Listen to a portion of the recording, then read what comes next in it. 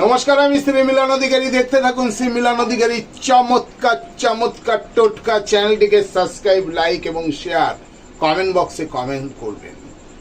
বাড়িতে স্বামী স্ত্রীর মধ্যে দূরত্ব তৈরি হয়ে গেছে, কাউকে ভালোবেসেছেন, সে দূরে চলে যাচ্ছে, কারুর সাথে কোনো রকম মিল খাচ্ছে না, আপনার বস আপনার সঙ্গে খারাপ ব্যবহার করছে, আপনার পাড়া প্রতিবেশী রাজনৈতিক সমস্যায় পড়ে আছেন, চিন্তার কারণ নেই।